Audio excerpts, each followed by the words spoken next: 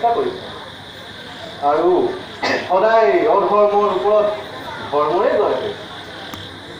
কিন্তু চোৱাচোন, এই মধ্যবাসীয়ে তাৰ পৰা লোৱা নাই একো শিকনি। দিনে দিনে অধৰ্মৰ সংখ্যা বাঢ়িহে গৈছে। দাদা, এয়া স্বৰ্গপুৰী নহয়, এয়া মধ্যপুৰী। কাম, ক্ৰোধ, লোভ, মোহেৰ আবৃত্ত এই নৰসমাজে সহজে বুজিব নোৱাৰে ধৰ্মৰ। আৰু যিজনে এই সংসাৰ নিকাৰৰ মাজতো থাকি মোক চিন্তা কৰে, তেওঁ নিশ্চয় মোৰ চৰণ লাভ কৰিছে।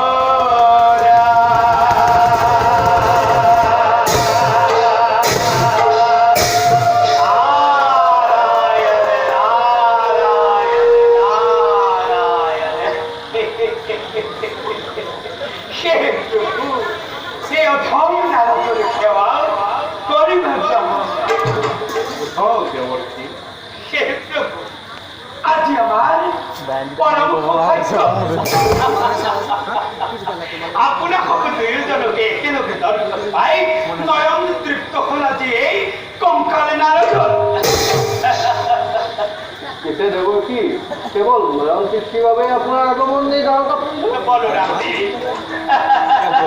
তেনে কথা কিয় কয় বলৰামদেৱ?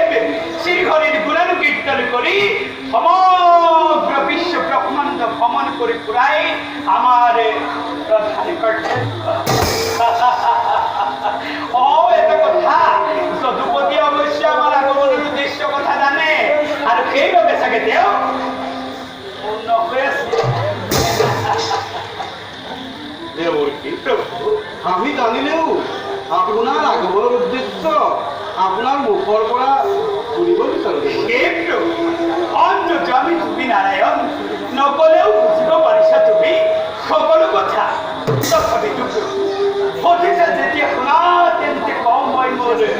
অন্তরের কথা একটু কামদেবারু রতিদেবীর মনকষ্ট বারু কেতিয়াও তো করবে প্রভু তারও কখনো দৈত্যস্বরের পরা দেবকুলে রক্ষার নিমিত্তে শিবর তপস্যা ভঙ্গ করে কামদেবে শেরওয়ালে পড়ে একটু কেতিয়াবারু দৃশ্যমান হব সেই হরি প্রভু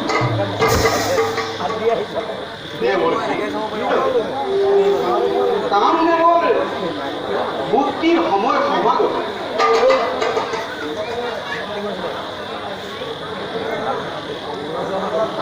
শংকৰাসুৰৰ অত্যাচাৰ যিমানেই বৃদ্ধি হ'ব কামদেৱৰ মুক্তিৰ ক্ষণ সিমানেই এয়াই বিধিৰ বিধান দেৱ হে প্রভু মনত আসিল বিশাল সংশয় কিবা তোমার মুখৰ পৰাই ব্যক্ত হলে যেতিয়া সকলো কথা সংশয় আমাৰ খুশিৰ প্ৰাণত পাৰিছো অভয়ৰে শৰণাই একদম মই নিজৰ কৰ্তব্যত অগ্ৰসৰ তোমার শরণতে নারদে করিছে প্রণাম ঈশ্বরে পরম ব্রহ্ম সশ্রীদানন্দ বিগ্রহ অনাদির গোবিন্দ সর্বকারণা